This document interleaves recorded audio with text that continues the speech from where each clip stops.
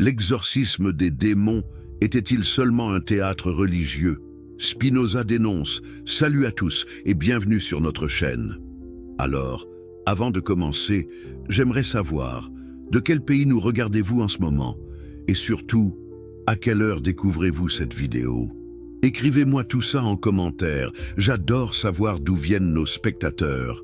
Et si vous regardez sur votre téléphone portable, n'hésitez pas à écrire « Hype » dans les commentaires. Ça nous aide énormément à faire découvrir cette chaîne à plus de personnes passionnées d'histoire comme vous. D'ailleurs, si vous appréciez les histoires qui remettent en question tout ce qu'on nous a toujours enseigné, ou qui révèlent les secrets les mieux gardés de l'histoire, et qui osent dire la vérité même quand elle dérange, alors vous êtes au bon endroit. N'oubliez surtout pas de vous abonner à la chaîne et d'activer la petite cloche pour ne rater aucune de nos révélations explosives. Aujourd'hui, nous allons plonger dans l'une des accusations les plus scandaleuses jamais formulées contre le christianisme. Une accusation si grave qu'elle a failli coûter la vie à celui qui l'a prononcée. Une dénonciation si révolutionnaire qu'elle continue encore aujourd'hui de faire trembler les fondements de la foi de millions de personnes. Imaginez un instant, et si tout ce qu'on vous a raconté sur les exorcismes était faux? Et si Jésus lui-même n'avait jamais chassé de démons, mais avait simplement orchestré le plus grand spectacle de manipulation psychologique de l'histoire? Et si les possessions démoniaques n'étaient que du théâtre religieux destiné à contrôler les masses? Ces questions terrifiantes, c'est Baruch Spinoza qui a osé les poser au XVIIe siècle.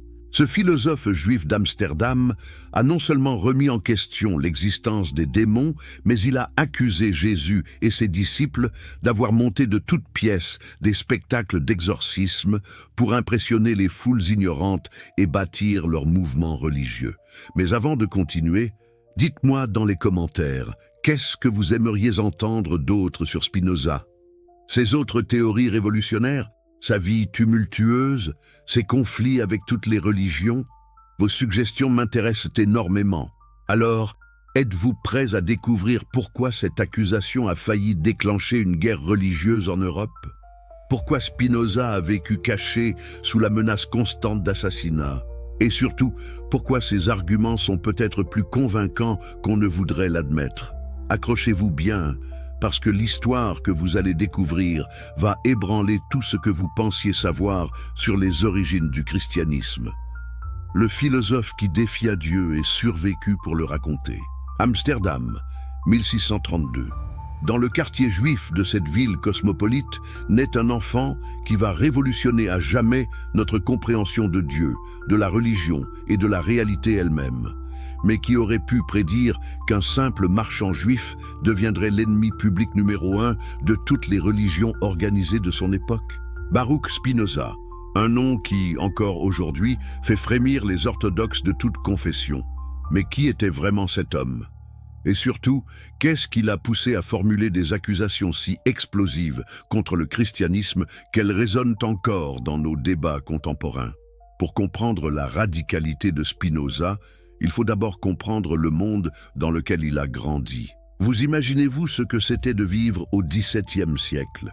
Un monde où l'Inquisition espagnole brûlait encore des hérétiques sur des bûchers publics, où les guerres de religion déchiraient l'Europe, où le moindre doute exprimé sur les dogmes religieux pouvait vous valoir la torture et la mort. Les parents de Spinoza, Michael de Spinoza et Ana de Bora, étaient des maranes, ces juifs portugais, qui avaient été forcés de se convertir au christianisme pour échapper aux persécutions, mais qui pratiquaient secrètement leur foi ancestrale. Imaginez grandir dans une famille où il fallait constamment mentir sur ses vraies croyances, où la survie dépendait de votre capacité à jouer un rôle religieux qui n'était pas le vôtre.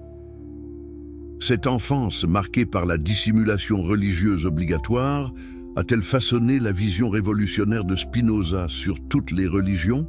Quand on a vécu dès le plus jeune âge l'hypocrisie religieuse comme une nécessité de survie, comment ne pas développer un regard critique sur toutes les manifestations de la foi? La famille d'Espinoza avait fui le Portugal pour échapper aux flammes de l'Inquisition.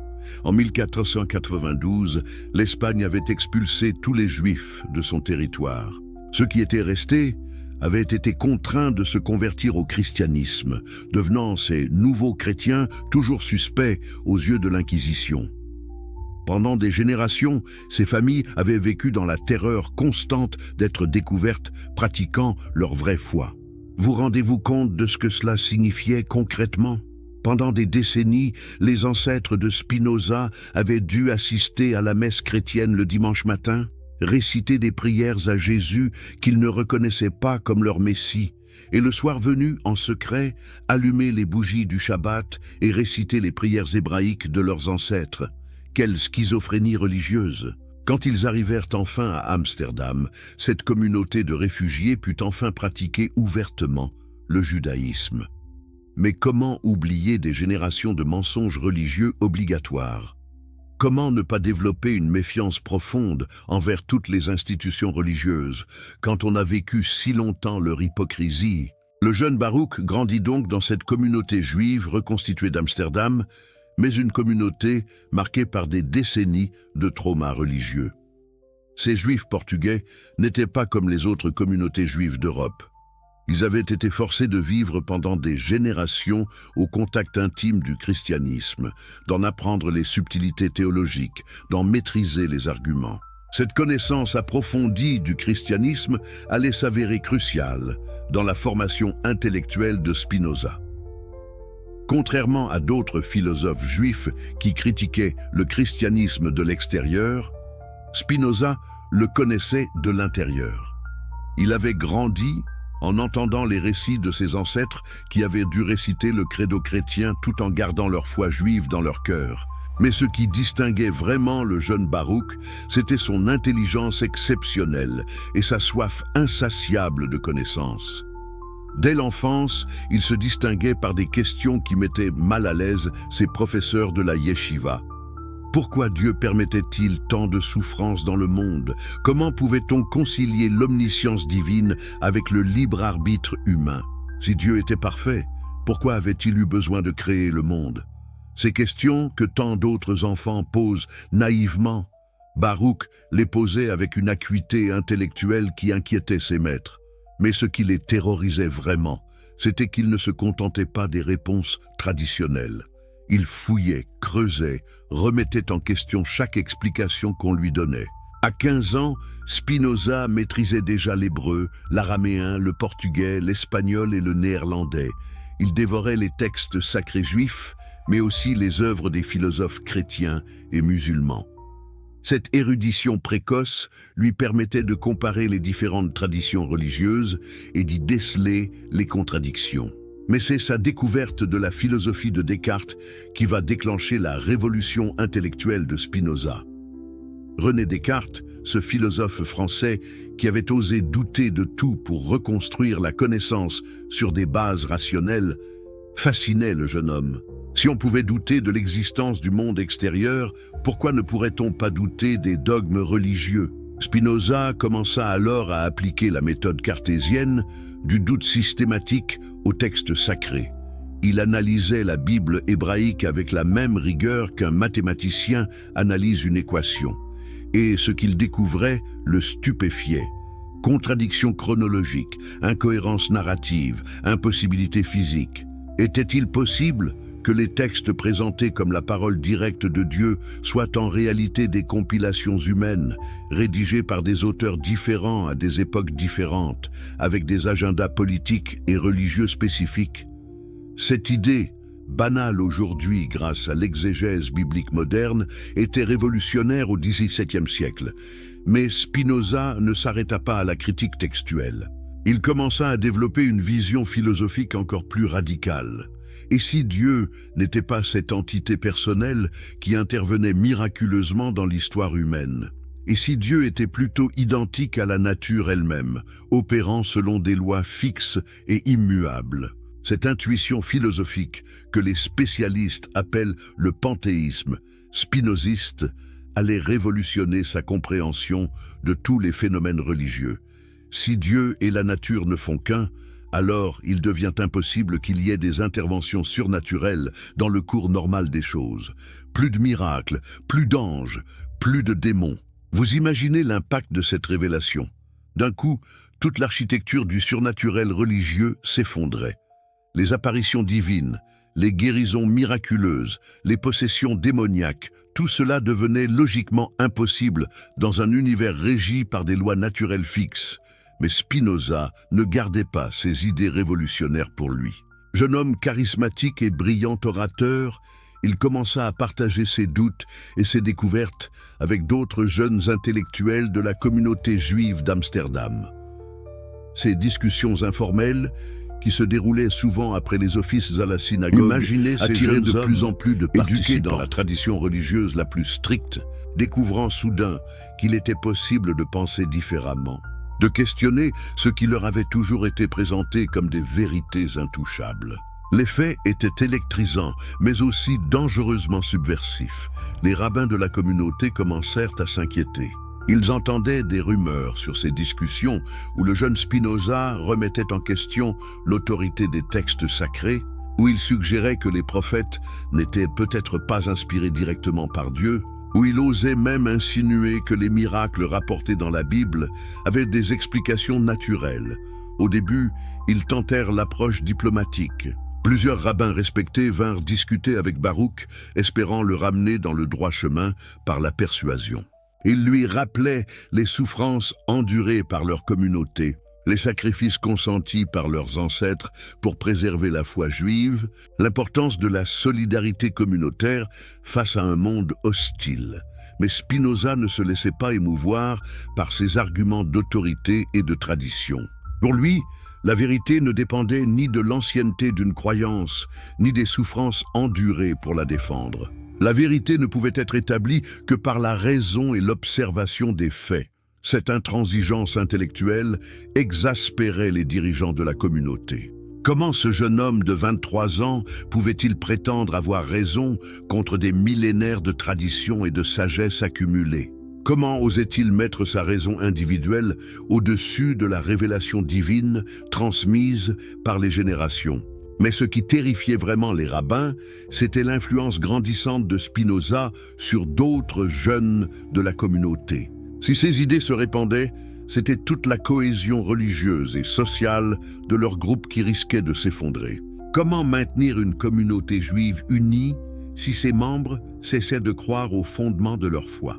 La situation devint explosive quand Spinoza commença à appliquer sa critique rationnelle non seulement au judaïsme, mais aussi au christianisme. Et c'est là qu'il formula ses accusations les plus dangereuses sur les exorcismes de Jésus, la dénonciation. Explosive, Jésus est le théâtre des exorcismes, mais qu'est-ce qui a poussé Spinoza à s'attaquer spécifiquement aux exorcismes de Jésus? Pourquoi choisir ce terrain particulièrement sensible pour livrer bataille contre le christianisme? La réponse à cette question nous plonge au cœur de la stratégie intellectuelle de ce philosophe révolutionnaire. Spinoza avait compris quelque chose de fondamental. Les exorcismes étaient le pilier central de l'autorité messianique de Jésus. Dans les évangiles, ce ne sont pas seulement les guérisons physiques qui impressionnent les foules, mais surtout cette capacité apparente à commander aux démons et à les chasser des corps humains. Détruire la crédibilité des exorcismes, c'était saper les fondements mêmes de la divinité du Christ. Mais comment ce jeune homme du XVIIe siècle, sans formation théologique officielle, a-t-il développé une argumentation si sophistiquée contre les exorcismes évangéliques? La réponse réside dans sa méthode révolutionnaire d'analyse des textes sacrés. Contrairement aux théologiens de son époque qui abordèrent la Bible avec respect et révérence, Spinoza l'analysait comme n'importe quel autre document historique. Il la disséquait avec la froideur d'un anatomiste, cherchant les incohérences, les contradictions, les invraisemblances. Et ce qu'il découvrait dans les récits d'exorcisme le stupéfiait. Prenons par exemple le fameux épisode de l'homme possédé de Gérasa, rapporté dans les évangiles de Marc, Matthieu et Luc, un homme habité par une légion de démons, soit environ 6000 entités maléfiques, selon la terminologie militaire romaine que Jésus chasse en les transférant dans un troupeau de porcs qui se précipitent ensuite dans la mer. Spinoza posait des questions terriblement dérangeantes sur cet épisode. Comment un corps humain pouvait-il contenir 6000 démons? Pourquoi Jésus négociait-il avec des entités maléfiques au lieu de les détruire purement et simplement? Pourquoi acceptait-il de sacrifier un troupeau de porcs appartenant à des innocents? Et surtout, pourquoi les habitants de la région, au lieu de se réjouir de cette libération miraculeuse, suppliaient-ils Jésus de quitter leur territoire? Ces questions, apparemment naïves, révélaient en réalité des incohérences profondes dans le récit évangélique. Si Jésus était vraiment divin et bienveillant, pourquoi ces miracles causaient-ils tant de dégâts collatéraux et effraient-ils ceux qui en étaient témoins? Mais l'analyse de Spinoza allait bien au-delà de ces contradictions narratives. Il s'intéressait au contexte historique et social dans lequel ces prétendus exorcismes avaient eu lieu. Et ce qu'il découvrait était encore plus révélateur. La Palestine du 1er siècle était une société en ébullition, traumatisée par l'occupation romaine, déchirée par les tensions religieuses et sociales, hantée par l'attente messianique. Dans ce contexte de crise profonde, les troubles mentaux étaient particulièrement fréquents et mal compris. Spinoza était fasciné par les descriptions que faisaient les évangiles des comportements des possédés. Crise inarticulée, convulsions, force physique décuplée, alternance entre lucidité et délire, n'étaient-ce pas là les symptômes exacts de ce que nous appellerions aujourd'hui des crises d'épilepsie, des épisodes psychotiques ou des troubles dissociatifs? Mais alors, si ces possessions étaient en réalité des maladies mentales, comment expliquer les guérisons apparentes opérées par Jésus? C'est ici que Spinoza développa sa théorie la plus audacieuse et la plus scandaleuse. Pour Spinoza, Jésus n'était pas un thaumaturge divin, mais un maître dans l'art de la manipulation psychologique. Il avait compris intuitivement ce que la psychologie moderne confirmerait des siècles plus tard, l'immense pouvoir de la suggestion, de l'autorité charismatique et de l'effet placebo sur certains troubles mentaux. Imaginez le processus, tel que Spinoza le reconstituait. Jésus arrive dans un village, précédé de sa réputation de chasseur de démons. Une foule se rassemble, électrisée par l'attente du miracle. On lui amène un malade mental, déjà impressionné par la présence de ce personnage charismatique dont tout le monde parle. Jésus, avec son autorité naturelle et sa parfaite maîtrise de la psychologie des foules, entame alors sa performance. Il s'adresse aux démons avec autorité, créant une atmosphère de tension dramatique. La foule retient son souffle. Le malade, pris dans cette mise en scène collective, entre dans un état de suggestibilité extrême. Et puis, au moment culminant, Jésus ordonne aux démons de partir. La pression psychologique est telle que le malade, épuisé par l'émotion collective et désireux de correspondre aux attentes, retrouve momentanément un comportement normal. La foule explose de joie, criant au miracle. Mais était-ce vraiment un miracle? Ou plutôt une manipulation psychologique particulièrement sophistiquée? Spinoza penchait résolument pour la seconde hypothèse. Et il avait des arguments troublants pour la soutenir. D'abord, il notait que ces guérisons n'étaient jamais permanentes. Les évangiles ne nous racontent jamais ce qui arrivait aux ex-possédés 6 mois ou 1 an après leur libération supposée. Étaient-ils définitivement guéris? Ou leurs troubles mentaux finissaient-ils par ressurgir une fois l'effet psychologique dissipé? Ensuite, Spinoza observait que tous les exorcismes de Jésus se déroulaient en public, devant des foules nombreuses et émotionnellement impliquées. Jamais dans l'intimité, jamais dans le calme, toujours dans un contexte de spectacle collectif, propice à la suggestion de masse. Enfin, et c'était peut-être l'argument le plus fort, Spinoza soulignait que d'autres prédicateurs de l'époque accomplissaient des prodiges similaires. Si Jésus était vraiment divin, comment expliquer que de simples mortels puissent rivaliser avec lui dans l'art de chasser les démons? Cette dernière observation était particulièrement dévastatrice pour la théologie chrétienne. Si les exorcismes prouvaient la divinité du Christ, alors tous ceux qui accomplissaient des exorcismes devaient également être divins. Or cela conduisait à une absurdité logique évidente. Mais Spinoza ne s'arrêtait pas à cette critique négative. Il proposait une explication positive de ce qui s'était réellement passé en Palestine au 1er siècle. Pour lui, Jésus était un leader religieux et politique d'une intelligence exceptionnelle, qui avait compris le pouvoir immense que pouvait lui conférer une réputation de maître du surnaturel. Dans une société dominée par la peur des démons et des esprits maléfiques, celui qui prétendait pouvoir les contrôler acquérait automatiquement une autorité considérable. Les gens venaient à lui non seulement pour être guéris, mais aussi pour se placer sous sa protection spirituelle. Cette autorité spirituelle, Jésus l'utilisait ensuite pour diffuser son message religieux et social. Mais était-ce de la manipulation malhonnête? Pas nécessairement, selon Spinoza. Il était possible que Jésus ait sincèrement cru à ses propres pouvoirs, qu'il ait été lui-même victime de ses illusions. Dans ce cas, nous aurions affaire non pas à un imposteur conscient, mais à un fanatique sincère, convaincu de sa mission divine et utilisant tous les moyens psychologiques à sa disposition pour la réaliser. Cette hypothèse rendait Jésus plus humain, mais pas moins problématique du point de vue de la vérité historique. Cette analyse psychologique de la religion permettait à Spinoza d'expliquer non seulement les possessions, mais aussi leur guérison apparente par les exorcismes. Si les symptômes étaient causés par la peur et la suggestion, ils pouvaient effectivement être soulagés temporairement par une contre-suggestion suffisamment puissante. C'est exactement ce qui se passait, selon lui, lors des exorcismes de Jésus. Le prédicateur galiléen, par son charisme et son autorité, parvenait à convaincre temporairement ses patients qu'ils étaient libérés de leurs démons. Cette conviction suffisait à faire disparaître momentanément des symptômes qui étaient eux-mêmes largement psychosomatiques. Mais pourquoi cette explication naturelle des exorcismes était-elle si dangereuse pour les autorités religieuses? Parce qu'elle révélait que les prétendus pouvoirs surnaturels du clergé n'étaient en réalité que des techniques de manipulation psychologique, plus ou moins conscientes et plus ou moins efficaces.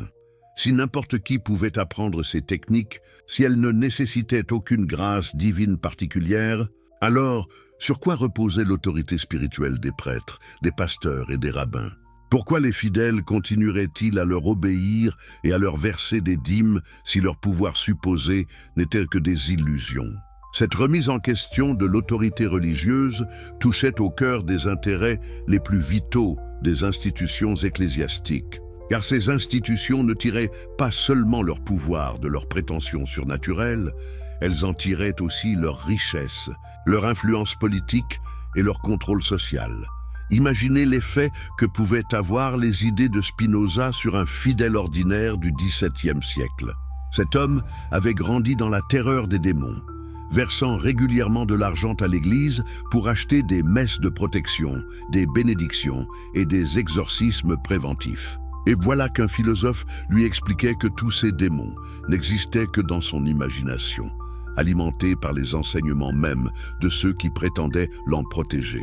La colère de cet homme trompé ne se dirigerait-elle pas naturellement contre ceux qui l'avaient maintenu si longtemps dans l'ignorance et la peur? Et si cette colère se généralisait, qu'adviendrait-il du pouvoir temporel des églises? C'est cette menace existentielle qui explique la violence de la réaction des autorités religieuses contre Spinoza. Il ne s'agissait pas seulement d'une querelle théologique abstraite, mais d'une question de survie institutionnelle. Les idées du philosophe menaçaient de faire s'effondrer tout l'édifice de pouvoir construit sur la croyance au surnaturel. Mais Spinoza était-il conscient de cette dimension politique de sa philosophie? Ou était-il simplement un chercheur de vérité, indifférent aux conséquences pratiques de ses découvertes intellectuelles? La réponse à cette question nous éclaire sur la personnalité complexe de ce révolutionnaire malgré lui. Mes chers amis passionnés d'histoire, avant de continuer cette incroyable révélation sur Spinoza, j'aimerais vous poser une question. De quel pays nous regardez-vous en ce moment? Et à quelle heure précisément découvrez-vous cette histoire fascinante? Laissez-moi tout ça dans les commentaires. J'adore connaître notre communauté internationale. Et si vous regardez sur votre portable, écrivez YIP en commentaire. Cela nous aide énormément à faire découvrir ces histoires extraordinaires à encore plus de personnes. Si vous appréciez ces récits qui révèlent les vérités cachées de l'histoire, ces moments où un homme seul défie le monde entier, alors vous êtes exactement au bon endroit. N'oubliez surtout pas de vous abonner et d'activer les notifications pour ne manquer aucun de ces moments historiques bouleversants. Maintenant, plongeons dans la suite de cette histoire extraordinaire. Jésus le stratège, la construction d'un empire religieux par la manipulation des masses, mais attendez une minute. Avant de continuer, réfléchissez bien à ce que nous venons de découvrir. Si Spinoza avait raison, si les exorcismes n'étaient que du théâtre psychologique, alors nous devons complètement repenser notre vision de Jésus de Nazareth. N'était-il vraiment qu'un simple prédicateur inspiré? Ou était-ce un génie de la manipulation politique qui avait compris comment utiliser la crédulité populaire pour bâtir un mouvement révolutionnaire? Cette question, mes amis, va nous mener au cœur de l'analyse la plus audacieuse de Spinoza. Car le philosophe d'Amsterdam ne s'est pas contenté de nier l'existence des démons. Il a reconstitué avec une précision troublante ce qu'il considérait comme la véritable stratégie de Jésus, la construction méthodique d'une autorité charismatique basée sur la manipulation des peurs superstitieuses de son époque.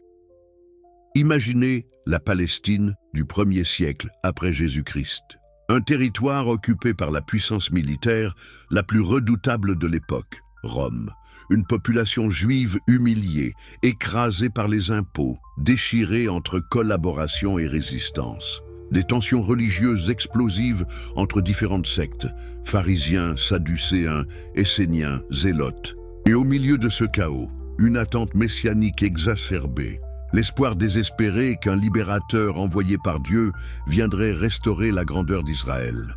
Dans ce contexte volcanique, qu'est-ce qui pouvait distinguer un prédicateur itinérant des dizaines d'autres qui parcouraient la région? Comment attirer l'attention des foules quand tant d'autres prophètes autoproclamés promettaient déjà la libération et le royaume de Dieu? Spinoza avait identifié la réponse avec une lucidité glaçante. Il fallait prétendre contrôler les forces surnaturelles.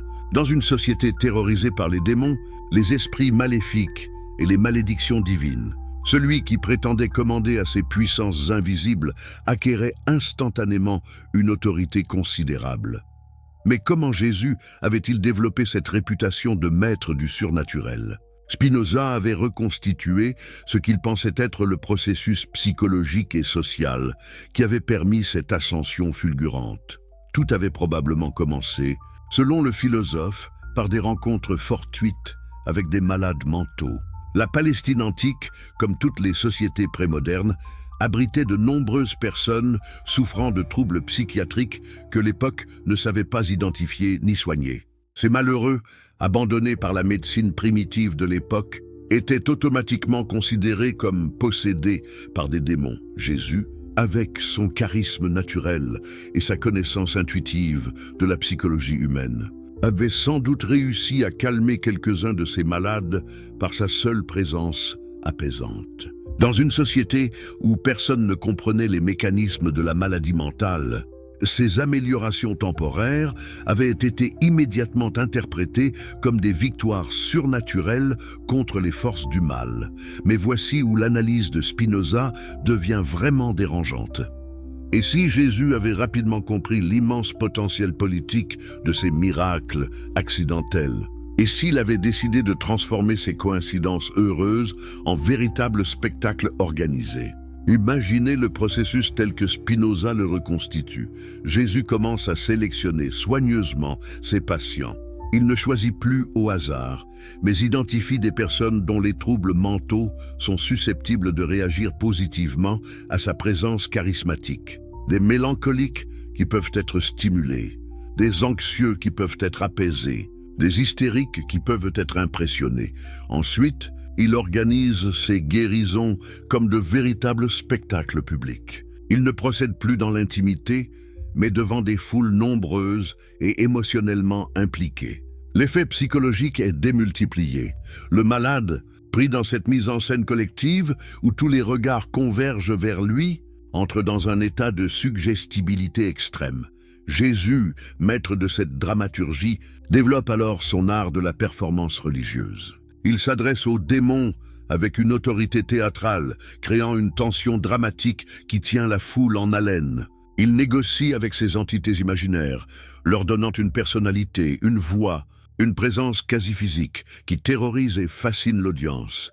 Et puis vient le moment culminant, l'ordre de départ lancé avec une autorité souveraine. Sortez de cet homme! La pression psychologique est telle que le malade, épuisé par l'émotion et désireux de correspondre aux attentes collectives, retrouve momentanément un comportement normal. La foule explose de joie et de terreur mêlée. Le miracle a eu lieu, mais Spinoza va plus loin encore dans son analyse. Il soupçonne Jésus d'avoir progressivement affiné sa technique, d'avoir appris à repérer les signes qui lui permettaient de prédire le succès de ses interventions. Certains malades mentaux présentent des cycles naturels d'amélioration et de rechute. Un observateur attentif peut apprendre à anticiper ces cycles et à intervenir au moment optimal. N'y a-t-il pas quelque chose de terrifiant dans cette hypothèse?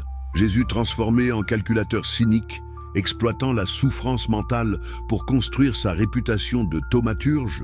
Pourtant, Spinoza ne présente pas cette possibilité comme une certitude, mais comme une explication rationnelle alternative au récit miraculeux traditionnel, car c'est là tout le génie de l'approche spinoziste.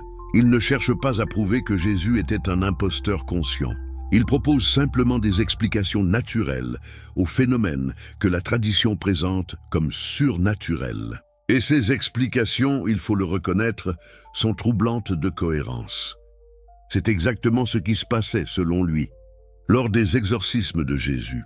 Le prédicateur galiléen, par son charisme et son autorité, parvenait à convaincre temporairement ses patients qu'ils étaient libérés de leurs démons.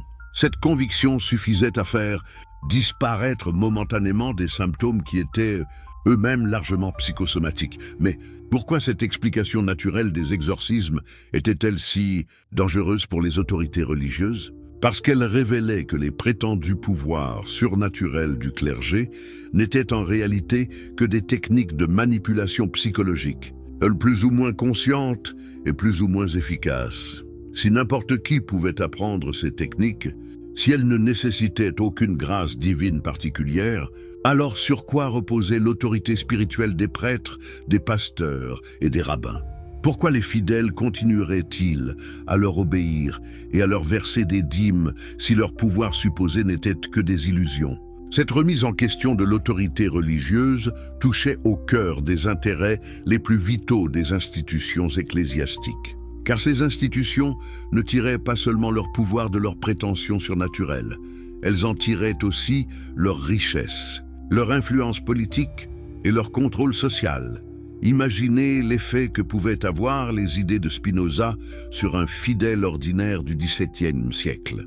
Cet homme avait grandi dans la terreur des démons, versant régulièrement de l'argent à l'Église pour acheter des messes de protection, des bénédictions et des exorcismes préventifs. Et voilà qu'un philosophe lui expliquait que tous ces démons n'existaient que dans son imagination, alimentée par les enseignements même de ceux qui prétendaient l'en protéger. La colère de cet homme trompé ne se dirigerait-elle pas naturellement contre ceux qui l'avaient maintenu si longtemps dans l'ignorance et la peur? Et si cette colère se généralisait, qu'adviendrait-il du pouvoir temporel des églises? C'est cette menace existentielle qui explique la violence de la réaction des autorités religieuses contre Spinoza. Il ne s'agissait pas seulement d'une querelle théologique abstraite, mais d'une question de survie institutionnelle. Les idées du philosophe menaçaient de faire s'effondrer tout l'édifice de pouvoir, construit sur la croyance au surnaturel. Mais Spinoza était-il conscient de cette dimension politique de sa philosophie? Ou était-il simplement un chercheur de vérité, indifférent aux conséquences pratiques de ses découvertes intellectuelles? La réponse à cette question nous éclaire sur la personnalité complexe de ce révolutionnaire malgré lui, mes chers amis passionnés d'histoire. Avant de continuer cette incroyable révélation sur Spinoza, j'aimerais vous poser une question. De quel pays nous regardez-vous en ce moment? Et à quelle heure précisément découvrez-vous cette histoire fascinante? Laissez-moi tout ça dans les commentaires, j'adore connaître notre communauté internationale. Et si vous regardez sur votre portable, écrivez IPA en commentaire. Cela nous aide énormément à faire découvrir ces histoires extraordinaires à encore plus de personnes. Si vous appréciez ces récits qui révèlent les vérités cachées de l'histoire, ces moments où un homme seul défie le monde entier, alors vous êtes exactement au bon endroit. N'oubliez surtout pas de vous abonner et d'activer les notifications pour ne manquer aucun de ces moments historiques bouleversants. Maintenant, plongeons dans la suite de cette histoire extraordinaire. Jésus le stratège, la construction d'un empire religieux par la manipulation des masses. Mais attendez une minute.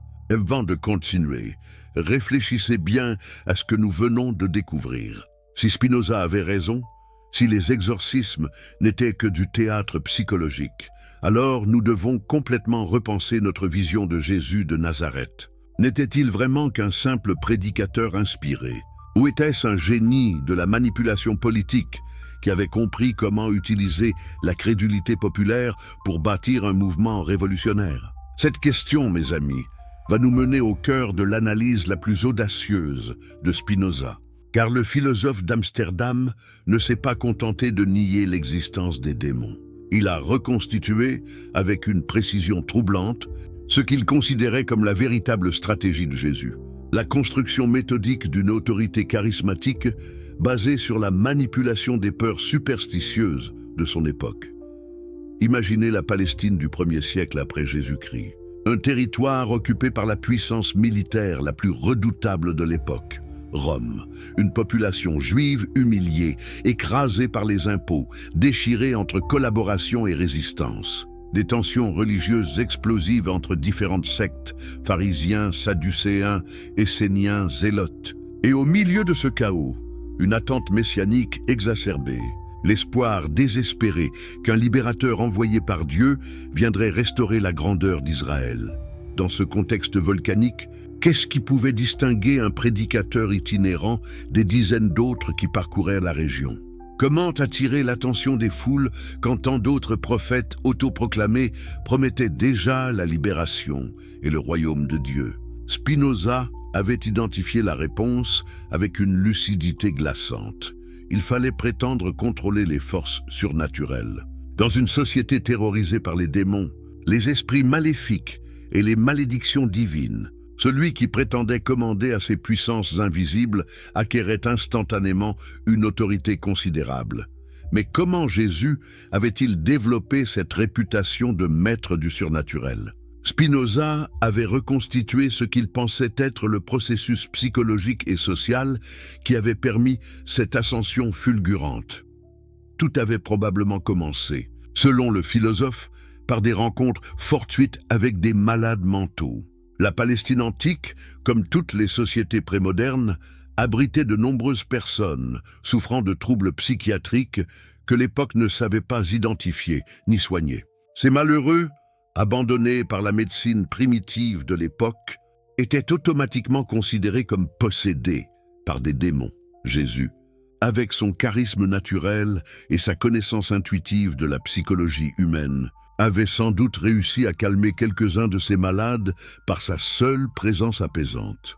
Dans une société où personne ne comprenait les mécanismes de la maladie mentale, ces améliorations temporaires avaient été immédiatement interprétées comme des victoires surnaturelles contre les forces du mal. Mais voici où l'analyse de Spinoza devient vraiment dérangeante. Et si Jésus avait rapidement compris l'immense potentiel politique de ces miracles accidentels? Et s'il avait décidé de transformer ces coïncidences heureuses en véritables spectacles organisés? Imaginez le processus tel que Spinoza le reconstitue. Jésus commence à sélectionner soigneusement ses patients. Il ne choisit plus au hasard, mais identifie des personnes dont les troubles mentaux sont susceptibles de réagir positivement à sa présence charismatique. Des mélancoliques qui peuvent être stimulés, des anxieux qui peuvent être apaisés, des hystériques qui peuvent être impressionnés. Ensuite, il organise ces guérisons comme de véritables spectacles publics. Il ne procède plus dans l'intimité, mais devant des foules nombreuses et émotionnellement impliquées. L'effet psychologique est démultiplié. Le malade, pris dans cette mise en scène collective où tous les regards convergent vers lui, entre dans un état de suggestibilité extrême. Jésus, maître de cette dramaturgie, développe alors son art de la performance religieuse. Il s'adresse aux démons avec une autorité théâtrale, créant une tension dramatique qui tient la foule en haleine. Il négocie avec ces entités imaginaires, leur donnant une personnalité, une voix, une présence quasi physique qui terrorise et fascine l'audience. Et puis vient le moment culminant, l'ordre de départ lancé avec une autorité souveraine. « Sortez de cet homme !» La pression psychologique est telle que le malade, épuisé par l'émotion et désireux de correspondre aux attentes collectives, retrouve momentanément un comportement normal. La foule explose de joie et de terreur mêlées. Le miracle a eu lieu, mais Spinoza va plus loin encore dans son analyse. Il soupçonne Jésus d'avoir progressivement affiné sa technique, d'avoir appris à repérer les signes qui lui permettaient de prédire le succès de ses interventions. Certains malades mentaux présentent des cycles naturels d'amélioration et de rechute. Un observateur attentif peut apprendre à anticiper ces cycles et à intervenir au moment optimal. N'y a-t-il pas quelque chose de terrifiant dans cette hypothèse ? Jésus transformé en calculateur cynique, exploitant la souffrance mentale pour construire sa réputation de thaumaturge. Pourtant, Spinoza ne présente pas cette possibilité comme une certitude, mais comme une explication rationnelle alternative au récit miraculeux traditionnel. Car c'est là tout le génie de l'approche spinoziste. Il ne cherche pas à prouver que Jésus était un imposteur conscient. Il propose simplement des explications naturelles aux phénomènes que la tradition présente comme surnaturels. Et ces explications, il faut le reconnaître, sont troublantes de cohérence. Prenons par exemple l'évolution de la réputation de Jésus telle qu'elle apparaît dans les évangiles. Au début de sa carrière publique, les miracles sont modestes, quelques guérisons, quelques exorcismes locaux. Mais progressivement, les prodiges deviennent plus spectaculaires. Résurrection de morts, multiplication de nourriture, contrôle des forces naturelles. Cette escalade, selon Spinoza, s'explique parfaitement si on la considère comme le résultat d'un processus d'amplification progressive. Plus Jésus acquiert de réputation, plus les attentes de la foule deviennent exigeantes. Il faut sans cesse surenchérir pour maintenir le niveau d'émerveillement. Les petits miracles ne suffisent plus, il faut des prodiges toujours plus extraordinaires. Mais cette escalade contient aussi sa propre logique destructrice. Car plus les miracles deviennent spectaculaires, plus ils deviennent invraisemblables. Et plus ils deviennent invraisemblables, plus ils risquent d'éveiller les soupçons des esprits critiques. C'est exactement ce qui s'est passé, selon Spinoza, avec les autorités religieuses juives de l'époque. Les pharisiens et les sadducéens n'étaient pas des imbéciles. Ils avaient une connaissance approfondie des Écritures et une certaine expérience des phénomènes religieux. Quand ils voyaient Jésus accomplir ces miracles, ils ne voyaient pas des interventions divines, mais des tours de prestidigitation religieux. Leur opposition à Jésus ne s'expliquait donc pas par une jalousie mesquine ou un attachement aveugle aux traditions. Elle s'expliquait par leur conviction que cet homme trompait le peuple en exploitant sa crédulité. Ils le considéraient comme un dangereux démagogue dont les manipulations risquaient de provoquer des troubles sociaux et politiques. Cette interprétation de l'hostilité des autorités juives envers Jésus bouleverse complètement la lecture traditionnelle des évangiles. Au lieu d'y voir un conflit entre la vérité divine et l'aveuglement religieux, Spinoza y décèle un affrontement entre des manipulateurs habiles et des gardiens de l'ordre établi inquiets de voir leurs ouailles dupées par un charlatan charismatique. Mais alors, si les autorités religieuses avaient identifié la supercherie, pourquoi n'ont-elles pas réussi à l'arrêter plus tôt ? Pourquoi ont-elles laissé le mouvement de Jésus prendre une telle ampleur avant d'intervenir ? Spinoza avait une réponse à cette question, et cette réponse révèle sa compréhension profonde des mécanismes sociologiques qui gouvernent les mouvements religieux. Les autorités juives étaient prises dans un dilemme insoluble. Dénoncer publiquement les miracles de Jésus, c'était risquer de passer pour des blasphémateurs. qui niait la puissance de Dieu. Car comment expliquer à une foule émerveillée que les guérisons qu'elle a vues de ses propres yeux n'étaient que des illusions? Comment convaincre des gens simples que leur sens les trompe, que leur émotion religieuse est manipulée, que leur espoir de libération messianique est exploité par un habile démagogue? Cette impossibilité de dénoncer efficacement la supercherie supposée explique, selon Spinoza, pourquoi l'opposition à Jésus s'est développée de manière souterraine et finalement violente. Ne pouvant pas combattre le phénomène sur le terrain religieux, les autorités ont fini par utiliser le terrain politique, accusant Jésus de sédition contre l'autorité romaine. Mais cette stratégie était-elle justifiée? Jésus représentait-il vraiment un danger politique pour l'ordre établi? Spinoza pensait que oui, mais pour des raisons que ses contemporains n'avaient probablement pas entièrement comprises. Le véritable danger de Jésus, selon le philosophe d'Amsterdam, ne résidait pas dans ses prétentions messianiques explicites, mais dans la dynamique sociale qu'il avait déclenchée. En s'érigeant en autorité spirituelle alternative, en court-circuitant les structures religieuses établies, en s'adressant directement aux masses populaires, il avait créé un précédent extrêmement dangereux. Imaginez l'effet de ses prédications sur la population palestinienne opprimée. Voici un homme qui prétend parler au nom de Dieu, qui semble commander aux forces surnaturelles, qui promet un royaume où les derniers seront les premiers. Comment ces promesses n'auraient-elles pas nourri des espoirs révolutionnaires chez des gens désespérés? Et même si Jésus lui-même prêchait la non-violence et la soumission aux autorités terrestres, comment contrôler l'interprétation que ses disciples feraient de son message? Comment empêcher que ces miracles soient interprétés comme des signes avant-coureurs d'une libération imminente? Cette dimension politique du christianisme naissant était parfaitement comprise par les Romains, selon Spinoza. Pilate n'était pas dupe des subtilités théologiques. Il voyait dans Jésus un agitateur potentiellement dangereux, capable de mobiliser les masses contre l'ordre colonial. Sa décision de le faire crucifier relevait de la simple prudence politique. Mais voici où l'analyse de Spinoza devient vraiment prophétique. Il prédisait que la mort de Jésus, loin d'arrêter le mouvement, allait au contraire le transformer et l'amplifier d'une manière imprévisible.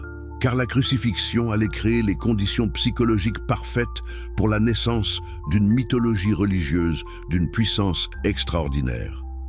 Pensez-y.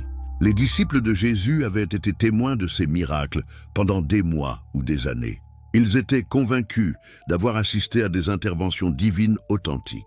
Comment auraient-ils pu accepter que leur maître, apparemment si puissant face aux démons, soit vaincu par de simples soldats romains?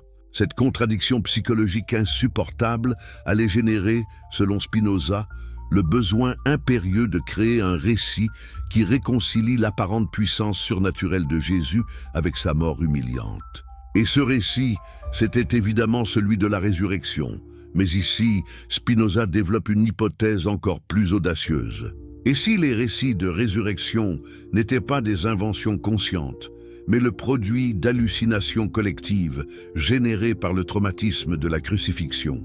Les disciples, traumatisés par la mort de leur maître, en proie à une culpabilité terrible pour l'avoir abandonné dans ces derniers moments, psychologiquement incapables d'accepter l'échec apparent de leur mission, auraient développé des visions compensatoires où Jésus leur apparaissait vivant et glorieux.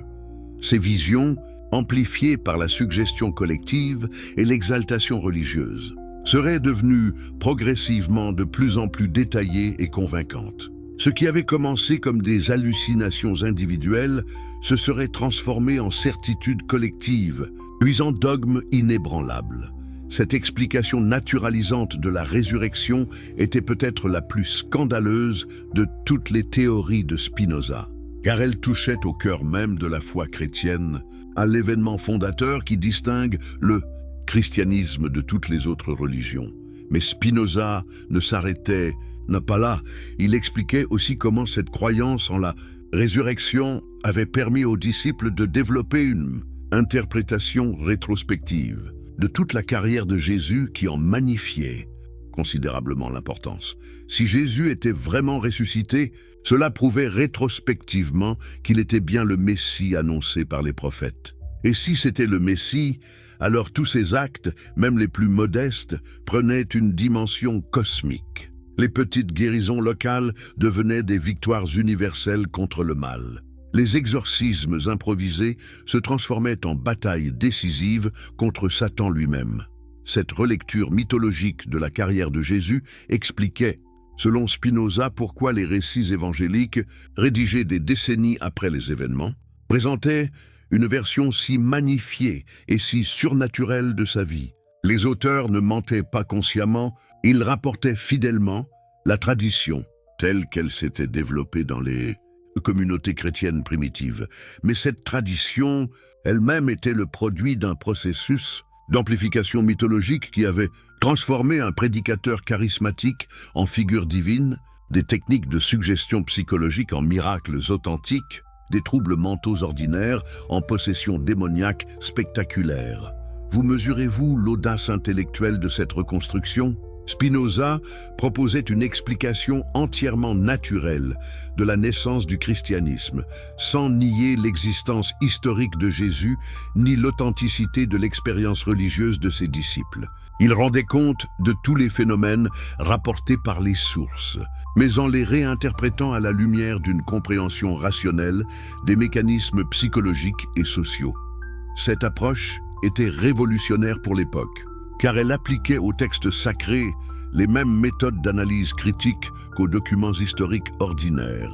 Elle ne partait pas du principe que les évangiles étaient nécessairement véridiques parce qu'ils étaient canoniques, mais elle les étudiait comme des témoignages humains, avec leurs biais, leurs déformations et leurs limites.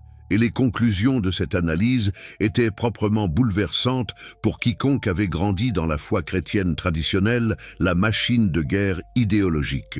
Comment l'Église a transformé le théâtre en dogme? L'inquisition mentale, la traque impitoyable du philosophe hérétique Mesami. Imaginez un instant ce que ressentaient les dirigeants religieux de l'époque en découvrant les théories révolutionnaires de Spinoza.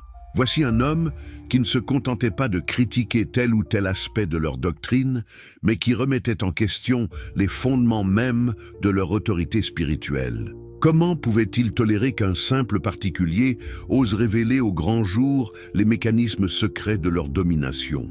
Car c'était bien de cela qu'il s'agissait. Spinoza ne proposait pas une réforme de la religion, il en révélait l'imposture. Il ne suggérait pas d'améliorer les pratiques ecclésiastiques, il en dénonçait la manipulation. Il ne cherchait pas à purifier la foi, il en détruisait les illusions. Cette menace existentielle explique la violence inouïe de la réaction des institutions religieuses contre le philosophe d'Amsterdam. Car pour la première fois dans l'histoire du christianisme, elles se trouvaient confrontées à un adversaire qui ne les attaquait pas de l'extérieur, mais de l'intérieur, avec une connaissance intime de leurs méthodes et de leurs faiblesses. La première à réagir fut évidemment la communauté juive d'Amsterdam. Les rabbins avaient d'abord tenté la persuasion, espérant ramener ce jeune prodige dans le droit chemin.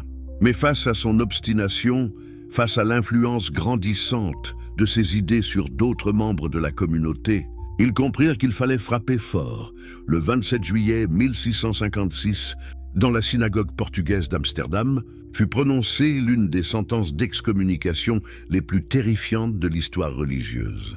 Écoutez ces mots d'une violence inouïe. Par le jugement des anges et la sentence des saints, nous excommunions, chassons, maudissons et exécrons Baruch d'Espinoza. Qu'il soit maudit le jour et maudit la nuit, maudit dans son coucher et maudit dans son lever, maudit dans ses sorties et maudit dans ses entrées. Vous entendez cette haine dans chaque mot? Cette volonté d'anéantissement qui transpire de chaque phrase. Mais qu'est-ce qui pouvait pousser des hommes supposés sages et bienveillants à une telle fureur destructrice? La réponse, selon Spinoza lui-même, résidait dans la peur panique que ces idées inspiraient aux dirigeants religieux. Car ils avaient compris, peut-être mieux que lui-même, les implications révolutionnaires de sa philosophie. Si ces théories se répandaient, c'était tout l'édifice de leur autorité qui s'effondrait. Imaginez l'effet que pouvaient avoir les idées de Spinoza sur un marchand juif d'Amsterdam. Cet homme avait grandi dans la terreur des démons, versant régulièrement de l'argent à la synagogue pour acheter des prières de protection, des amulettes sacrées, des bénédictions préventives. Et voilà qu'un jeune philosophe lui expliquait que tous ces démons n'existaient que dans son imagination. La colère de cet homme trompé ne se dirigerait-elle pas naturellement contre ceux qui l'avaient maintenu si longtemps dans l'ignorance et la peur? Et si cette colère se généralisait, qu'adviendrait-il des revenus de la synagogue, de l'autorité des rabbins, de la cohésion même de la communauté? Cette menace économique et sociale explique la brutalité de l'excommunication de Spinoza. Il ne s'agissait pas seulement de condamner un hérétique, mais de terroriser tous ceux qui seraient tentés de suivre son exemple. Le message était clair. Voici ce qui arrive à quiconque ose remettre en question notre autorité. Mais l'excommunication juive n'était que le début des persécutions. Car les idées de Spinoza ne s'arrêtaient pas aux frontières de sa communauté d'origine. Elles circulaient, se répandaient, trouvaient des échos dans d'autres milieux intellectuels. Et bientôt, les autorités chrétiennes comprirent qu'elles avaient affaire à un ennemi autrement plus dangereux que tous les hérétiques qu'elles avaient combattus jusque-là. Car Spinoza ne proposait pas une interprétation alternative du christianisme, comme l'avaient fait Luther ou Calvin. Il niait purement et simplement la possibilité même du surnaturel chrétien. Il transformait Jésus d'un Dieu en homme, les miracles en illusions, les démons en fantasmes, les anges en hallucinations. Cette négation totale du surnaturel religieux représentait un défi sans précédent pour l'Église catholique. Comment combattre un adversaire qui ne reconnaissait même pas l'existence du terrain de bataille traditionnel? Comment réfuter quelqu'un qui niait les prémices mêmes sur lesquelles reposait toute l'argumentation théologique? La stratégie adoptée par l'Église fut d'une simplicité brutale. Puisqu'on ne pouvait pas réfuter Spinoza sur le terrain rationnel, il fallait l'empêcher de s'exprimer. Puisqu'on ne pouvait pas répondre à ses arguments, il fallait faire taire l'homme qui les formulait. Cette décision marquait un tournant historique dans l'attitude de l'Église face à la critique intellectuelle. Pour la première fois, elle reconnaissait implicitement son incapacité à défendre ses dogmes par la seule force de l'argumentation. Elle avouait, sans le dire, que certaines vérités ne pouvaient être maintenues que par la violence et l'intimidation. Les premières mesures furent relativement discrètes. Les livres de Spinoza furent interdits, placés à l'index des ouvrages prohibés. Ses écrits furent saisis et brûlés publiquement dans plusieurs villes européennes. Les libraires qui osaient les vendre étaient menacés d'excommunication et de poursuites judiciaires. Mais ces mesures préventives ne suffisaient pas à rassurer les autorités ecclésiastiques, car elles savaient que les idées de Spinoza continuaient à circuler clandestinement, copiées à la main, transmises oralement, débattues dans des cercles intellectuels privés. Comment arrêter la propagation d'une pensée qui se nourrissait de sa propre interdiction? C'est alors que commença ce que l'on pourrait appeler la première chasse aux sorcières intellectuelle de l'époque moderne. Non plus la persécution de prétendus possédés ou de supposées sorcières, mais la traque systématique des spinozistes, de tous ceux qui manifestaient la moindre sympathie pour les idées du philosophe maudit. Cette chasse prit des formes d'une sophistication redoutable. L'Église développa tout un réseau d'espionnage intellectuel, avec ses informateurs, ses agents provocateurs, ses techniques d'infiltration. Des prêtres se faisaient passer pour des libres penseurs, pour identifier les sympathisants de Spinoza. Des conversations privées étaient rapportées, des correspondances interceptées, des bibliothèques fouillées. Imaginez l'atmosphère de terreur qui s'installa progressivement dans les milieux intellectuels européens. Plus question d'exprimer librement ses doutes religieux, de questionner ouvertement les dogmes établis, de débattre sereinement des questions philosophiques. Chaque conversation pouvait être rapportée, chaque livre possédé pouvait être dénoncé. Chaque opinion exprimée pouvait valoir à son auteur l'accusation d'athéisme, car c'était là le génie maléfique de cette répression. Elle ne se contentait pas de s'attaquer aux disciples déclarés de Spinoza, elle frappait préventivement tous ceux qui auraient pu le devenir. Il suffisait d'être soupçonné de spinozisme pour voir sa carrière détruite, sa réputation ruinée, sa vie menacée. Et qu'est-ce qui constituait une preuve de spinozisme? Les critères étaient délibérément flous et extensibles. Questionner l'authenticité d'un miracle? Spinozisme? Suggérer une explication naturelle à un phénomène supposé surnaturel. Spinozisme? Manifester trop d'intérêt pour les sciences naturelles. Spinozisme potentiel. Cette extensibilité de l'accusation permettait aux autorités religieuses de frapper tous ceux qui les dérangeaient, même s'ils n'avaient jamais entendu parler de Spinoza. Il suffisait de les accuser de partager ses idées pour les réduire au silence. L'épouvantail spinoziste devenait ainsi un instrument de contrôle social d'une efficacité redoutable.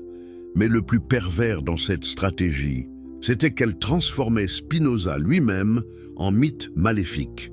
Plus on interdisait ses livres, plus on parlait de lui. Plus on diabolisait ses idées, plus elles suscitaient la curiosité. Plus on le présentait comme un danger mortel pour la chrétienté. Plus les esprits libres étaient tentés de découvrir ce qu'il avait vraiment écrit. Cet effet Streisand avant la lettre créait exactement le contraire de ce que recherchaient les autorités religieuses. Au lieu d'étouffer la pensée spinoziste, leur répression la transformait en pensée clandestine, donc attractive. Au lieu de marginaliser le philosophe, elle en faisait un héros de la liberté intellectuelle. Et Spinoza lui-même, comment vivait-il cette persécution générale? Comment supportait-il de voir son nom devenir synonyme d'athéisme et de corruption morale dans toute l'Europe chrétienne? Les témoignages de l'époque nous révèlent un homme d'une sérénité troublante face à l'adversité. Loin de se lamenter sur son sort ou de chercher le compromis avec ses persécuteurs, Spinoza semblement acceptait sa situation comme la conséquence logique et inévitable de sa recherche de la vérité.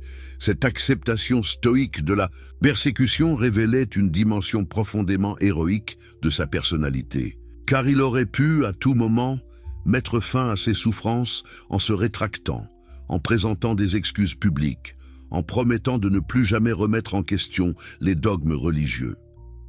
C'est exactement ce qui se passait, selon lui.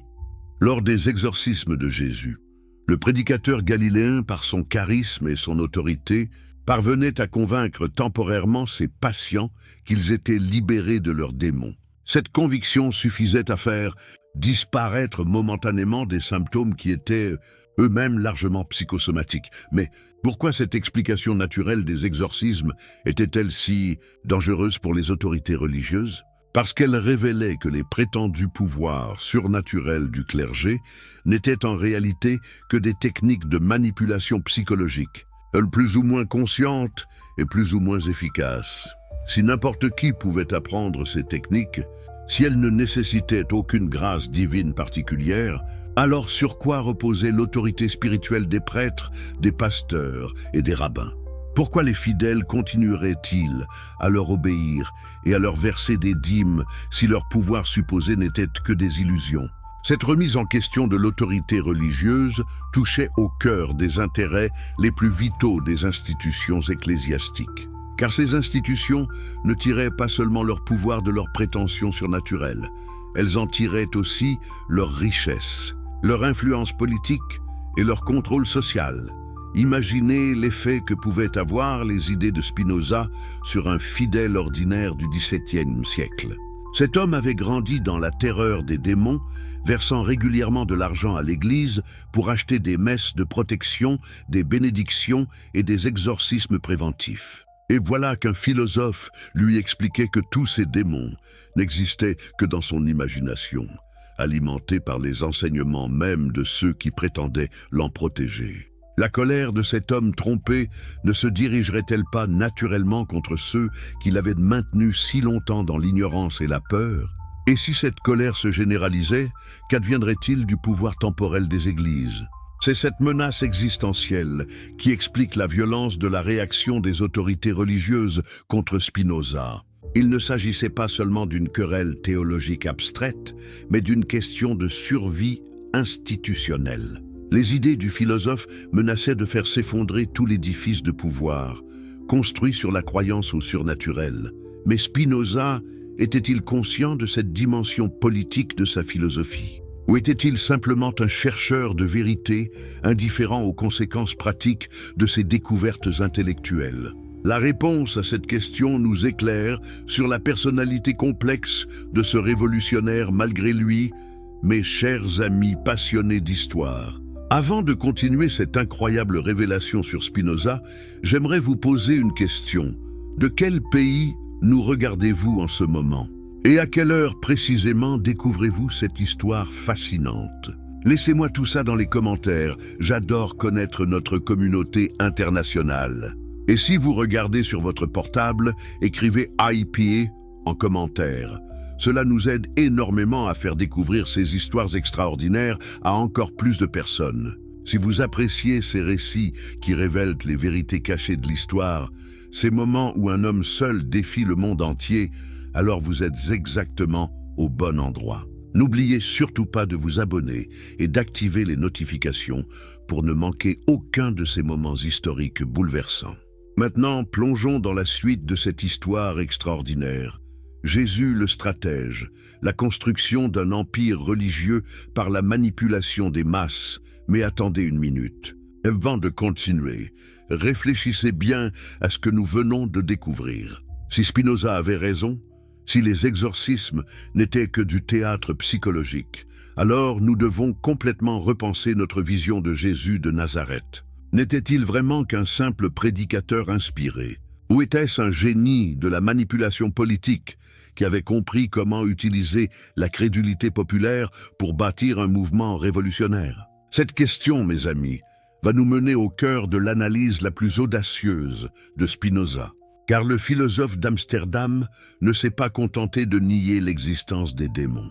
Il a reconstitué, avec une précision troublante, ce qu'il considérait comme la véritable stratégie de Jésus. La construction méthodique d'une autorité charismatique basée sur la manipulation des peurs superstitieuses de son époque. Imaginez la Palestine du 1er siècle après Jésus-Christ, un territoire occupé par la puissance militaire la plus redoutable de l'époque. Rome, une population juive humiliée, écrasée par les impôts, déchirée entre collaboration et résistance. Des tensions religieuses explosives entre différentes sectes, pharisiens, sadducéens, esséniens, zélotes. Et au milieu de ce chaos, une attente messianique exacerbée, l'espoir désespéré qu'un libérateur envoyé par Dieu viendrait restaurer la grandeur d'Israël. Dans ce contexte volcanique, qu'est-ce qui pouvait distinguer un prédicateur itinérant des dizaines d'autres qui parcouraient la région? Comment attirer l'attention des foules quand tant d'autres prophètes autoproclamés promettaient déjà la libération et le royaume de Dieu? Spinoza avait identifié la réponse avec une lucidité glaçante. Il fallait prétendre contrôler les forces surnaturelles. Dans une société terrorisée par les démons, les esprits maléfiques et les malédictions divines, celui qui prétendait commander à ces puissances invisibles acquérait instantanément une autorité considérable. Mais comment Jésus avait-il développé cette réputation de maître du surnaturel? Spinoza avait reconstitué ce qu'il pensait être le processus psychologique et social qui avait permis cette ascension fulgurante. Tout avait probablement commencé, selon le philosophe, par des rencontres fortuites avec des malades mentaux. La Palestine antique, comme toutes les sociétés prémodernes, abritait de nombreuses personnes souffrant de troubles psychiatriques que l'époque ne savait pas identifier ni soigner. Ces malheureux, abandonnés par la médecine primitive de l'époque, étaient automatiquement considérés comme possédés par des démons. Jésus, avec son charisme naturel et sa connaissance intuitive de la psychologie humaine, avait sans doute réussi à calmer quelques-uns de ces malades par sa seule présence apaisante. Dans une société où personne ne comprenait les mécanismes de la maladie mentale, ces améliorations temporaires avaient été immédiatement interprétées comme des victoires surnaturelles contre les forces du mal.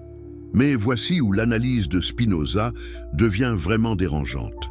Et si Jésus avait rapidement compris l'immense potentiel politique de ces miracles accidentels? Et s'il avait décidé de transformer ces coïncidences heureuses en véritables spectacles organisés? Imaginez le processus tel que Spinoza le reconstitue. Jésus commence à sélectionner soigneusement ses patients.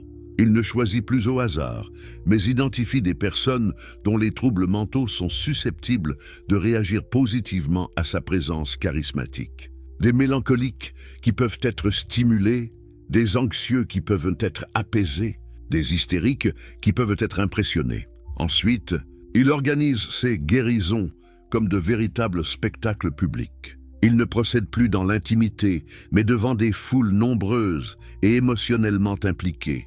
L'effet psychologique est démultiplié. Le malade, pris dans cette mise en scène collective où tous les regards convergent vers lui, entre dans un état de suggestibilité extrême.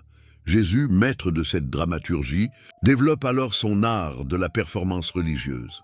Il s'adresse aux démons avec une autorité théâtrale, créant une tension dramatique qui tient la foule en haleine. Il négocie avec ces entités imaginaires, leur donnant une personnalité, une voix, une présence quasi physique qui terrorise et fascine l'audience. Et puis vient le moment culminant, l'ordre de départ lancé avec une autorité souveraine. « Sortez de cet homme !» La pression psychologique est telle que le malade, épuisé par l'émotion et désireux de correspondre aux attentes collectives, retrouve momentanément un comportement normal. La foule explose de joie et de terreur mêlées. Le miracle a eu lieu, mais Spinoza va plus loin encore dans son analyse. Il soupçonne Jésus d'avoir progressivement affiné sa technique, d'avoir appris à repérer les signes qui lui permettaient de prédire le succès de ses interventions. Certains malades mentaux présentent des cycles naturels d'amélioration et de rechute. Un observateur attentif peut apprendre à anticiper ces cycles et à intervenir au moment optimal. N'y a-t-il pas quelque chose de terrifiant dans cette hypothèse ? Jésus transformé en calculateur cynique, exploitant la souffrance mentale pour construire sa réputation de thaumaturge. Pourtant, Spinoza ne présente pas cette possibilité comme une certitude, mais comme une explication rationnelle alternative au récit miraculeux traditionnel. Car c'est là tout le génie de l'approche spinoziste. Il ne cherche pas à prouver que Jésus était un imposteur conscient. Il propose simplement des explications naturelles aux phénomènes que la tradition présente comme surnaturels. Et ces explications, il faut le reconnaître, sont troublantes de cohérence. Prenons par exemple l'évolution de la réputation de Jésus telle qu'elle apparaît dans les évangiles. Au début de sa carrière publique, les miracles sont modestes, quelques guérisons, quelques exorcismes locaux. Mais progressivement, les prodiges deviennent plus spectaculaires. Résurrection de morts, multiplication de nourriture, contrôle des forces naturelles. Cette escalade, selon Spinoza, s'explique parfaitement si on la considère comme le résultat d'un processus d'amplification progressive. Plus Jésus acquiert de réputation, plus les attentes de la foule deviennent exigeantes. Il faut sans cesse surenchérir pour maintenir le niveau d'émerveillement. Les petits miracles ne suffisent plus, il faut des prodiges toujours plus extraordinaires. Mais cette escalade contient aussi sa propre logique destructrice. Car plus les miracles deviennent spectaculaires, plus ils deviennent invraisemblables. Et plus ils deviennent invraisemblables, plus ils risquent d'éveiller les soupçons des esprits critiques. C'est exactement ce qui s'est passé, selon Spinoza, avec les autorités religieuses juives de l'époque. Les pharisiens et les sadducéens n'étaient pas des imbéciles. Ils avaient une connaissance approfondie des Écritures et une certaine expérience des phénomènes religieux. Quand ils voyaient Jésus accomplir ces miracles, ils ne voyaient pas des interventions divines, mais des tours de prestidigitation religieux. Leur opposition à Jésus ne s'expliquait donc pas par une jalousie mesquine ou un attachement aveugle aux traditions. Elle s'expliquait par leur conviction que cet homme trompait le peuple en exploitant sa crédulité. Ils le considéraient comme un dangereux démagogue dont les manipulations risquaient de provoquer des troubles sociaux et politiques. Cette interprétation de l'hostilité des autorités juives envers Jésus bouleverse complètement la lecture traditionnelle des évangiles. Au lieu d'y voir un conflit entre la vérité divine et l'aveuglement religieux, Spinoza y décèle un affrontement entre des manipulateurs habiles et des gardiens de l'ordre établi inquiets de voir leurs ouailles dupées par un charlatan charismatique. Mais alors, si les autorités religieuses avaient identifié la supercherie, pourquoi n'ont-elles pas réussi à l'arrêter plus tôt? Pourquoi ont-elles laissé le mouvement de Jésus prendre une telle ampleur avant d'intervenir? Spinoza avait une réponse à cette question. Et cette réponse révèle sa compréhension profonde des mécanismes sociologiques qui gouvernent les mouvements religieux. Les autorités juives étaient prises dans un dilemme insoluble. Dénoncer publiquement les miracles de Jésus, c'était risquer de passer pour des blasphémateurs qui niaient la puissance de Dieu. Car comment expliquer à une foule émerveillée que les guérisons qu'elle a vues de ses propres yeux n'étaient que des illusions? Comment convaincre des gens simples que leur sens les trompe, que leur émotion religieuse est manipulée, que leur espoir de libération messianique est exploité par un habile démagogue? Cette impossibilité de dénoncer efficacement la supercherie supposée explique, selon Spinoza, pourquoi l'opposition à Jésus s'est développée de manière souterraine et finalement violente. Ne pouvant pas combattre le phénomène sur le terrain religieux, les autorités ont fini par utiliser le terrain politique, accusant Jésus de sédition contre l'autorité romaine. Mais cette stratégie était-elle justifiée? Jésus représentait-il vraiment un danger politique pour l'ordre établi? Spinoza pensait que oui, mais pour des raisons que ses contemporains n'avaient probablement pas entièrement comprises. Le véritable danger de Jésus, selon le philosophe d'Amsterdam, ne résidait pas dans ses prétentions messianiques explicites, mais dans la dynamique sociale qu'il avait déclenchée. En s'érigeant en autorité spirituelle alternative, en court-circuitant les structures religieuses établies, en s'adressant directement aux masses populaires, il avait créé un précédent extrêmement dangereux.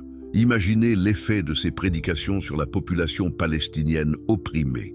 Voici un homme qui prétend parler au nom de Dieu, qui semble commander aux forces surnaturelles, qui promet un royaume où les derniers seront les premiers. Comment ces promesses n'auraient-elles pas nourri des espoirs révolutionnaires chez des gens désespérés? Et même si Jésus lui-même prêchait la non-violence et la soumission aux autorités terrestres, comment contrôler l'interprétation que ses disciples feraient de son message? Comment empêcher que ces miracles soient interprétés comme des signes avant-coureurs d'une libération imminente? Cette dimension politique du christianisme naissant était parfaitement comprise par les Romains, selon Spinoza. Pilate n'était pas dupe des subtilités théologiques. Il voyait dans Jésus un agitateur potentiellement dangereux, capable de mobiliser les masses contre l'ordre colonial. Sa décision de le faire crucifier relevait de la simple prudence politique. Mais voici où l'analyse de Spinoza devient vraiment prophétique. Il prédisait que la mort de Jésus, loin d'arrêter le mouvement, allait au contraire le transformer et l'amplifier d'une manière imprévisible. Car la crucifixion allait créer les conditions psychologiques parfaites pour la naissance d'une mythologie religieuse d'une puissance extraordinaire. Pensez-y. Les disciples de Jésus avaient été témoins de ces miracles pendant des mois ou des années. Ils étaient convaincus d'avoir assisté à des interventions divines authentiques. Comment auraient-ils pu accepter que leur maître, apparemment si puissant face aux démons, soit vaincu par de simples soldats romains?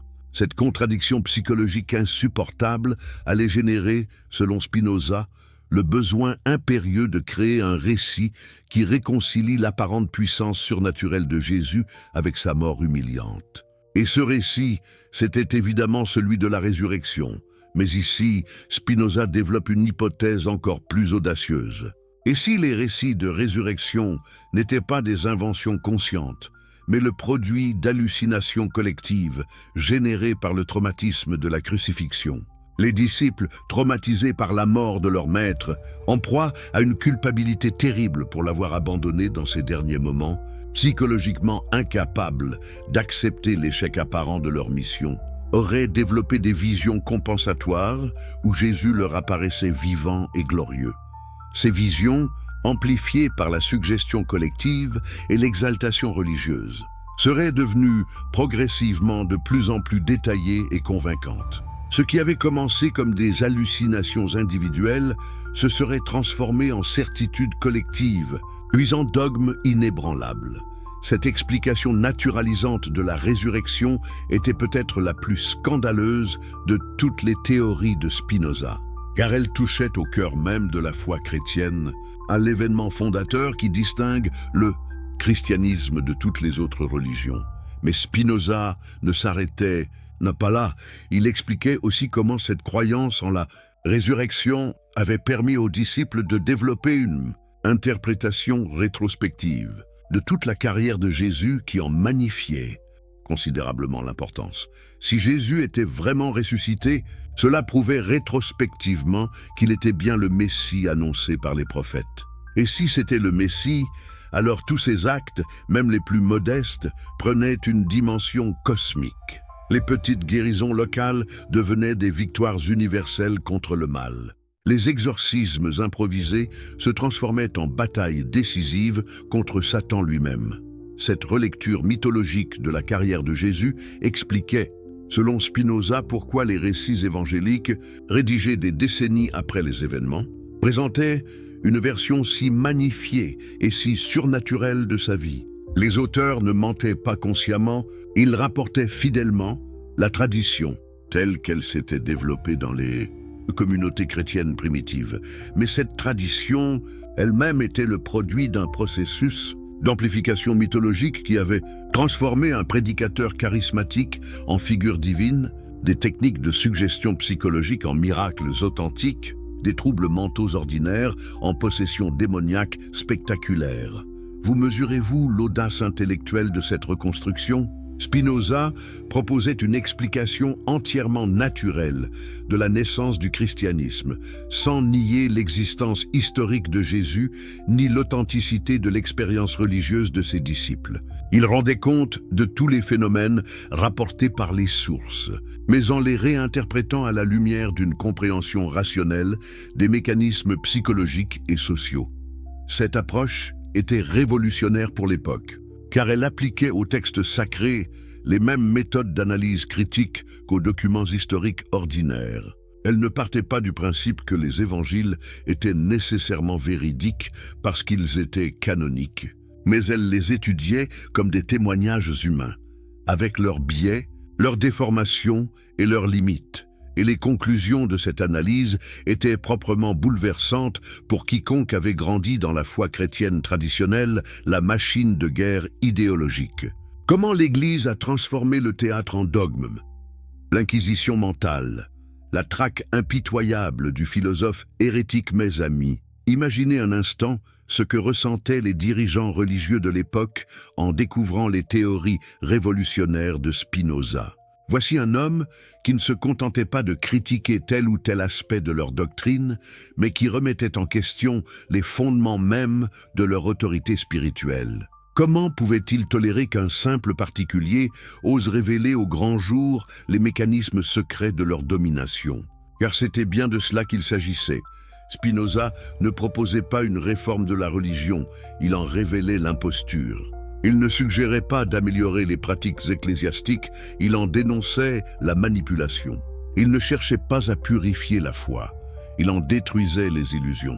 Cette menace existentielle explique la violence inouïe de la réaction des institutions religieuses contre le philosophe d'Amsterdam. Car pour la première fois dans l'histoire du christianisme, elles se trouvaient confrontées à un adversaire qui ne les attaquait pas de l'extérieur, mais de l'intérieur, avec une connaissance intime de leurs méthodes et de leurs faiblesses. La première à réagir fut évidemment la communauté juive d'Amsterdam. Les rabbins avaient d'abord tenté la persuasion, espérant ramener ce jeune prodige dans le droit chemin. Mais face à son obstination, face à l'influence grandissante de ses idées sur d'autres membres de la communauté, ils comprirent qu'il fallait frapper fort. Le 27 juillet 1656, dans la synagogue portugaise d'Amsterdam, fut prononcée l'une des sentences d'excommunication les plus terrifiantes de l'histoire religieuse. Écoutez ces mots d'une violence inouïe. Par le jugement des anges et la sentence des saints, nous excommunions, chassons, maudissons et exécrons Baruch d'Espinoza. Qu'il soit maudit le jour et maudit la nuit, maudit dans son coucher et maudit dans son lever, maudit dans ses sorties et maudit dans ses entrées. Vous entendez cette haine dans chaque mot? cette volonté d'anéantissement qui transpire de chaque phrase. Mais qu'est-ce qui pouvait pousser des hommes supposés sages et bienveillants à une telle fureur destructrice? La réponse, selon Spinoza lui-même, résidait dans la peur panique que ses idées inspiraient aux dirigeants religieux. Car ils avaient compris, peut-être mieux que lui-même, les implications révolutionnaires de sa philosophie. Si ces théories se répandaient, c'était tout l'édifice de leur autorité qui s'effondrait. Imaginez l'effet que pouvaient avoir les idées de Spinoza sur un marchand juif d'Amsterdam. Cet homme avait grandi dans la terreur des démons, versant régulièrement de l'argent à la synagogue pour acheter des prières de protection, des amulettes sacrées, des bénédictions préventives. Et voilà qu'un jeune philosophe lui expliquait que tous ces démons n'existaient que dans son imagination. La colère de cet homme trompé ne se dirigerait-elle pas naturellement contre ceux qui l'avaient maintenu si longtemps dans l'ignorance et la peur? Et si cette colère se généralisait, qu'adviendrait-il des revenus de la synagogue, de l'autorité des rabbins, de la cohésion même de la communauté? Cette menace économique et sociale explique la brutalité de l'excommunication de Spinoza.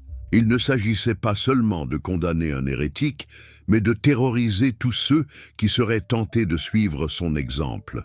Le message était clair. Voici ce qui arrive à quiconque ose remettre en question notre autorité. Mais l'excommunication juive n'était que le début des persécutions. Car les idées de Spinoza ne s'arrêtaient pas aux frontières de sa communauté d'origine. Elles circulaient, se répandaient, trouvaient des échos dans d'autres milieux intellectuels. Et bientôt, les autorités chrétiennes comprirent qu'elles avaient affaire à un ennemi autrement plus dangereux que tous les hérétiques qu'elles avaient combattus jusque-là. Car Spinoza ne proposait pas une interprétation alternative du christianisme, comme l'avaient fait Luther ou Calvin. Il niait purement et simplement la possibilité même du surnaturel chrétien. Il transformait Jésus d'un Dieu en homme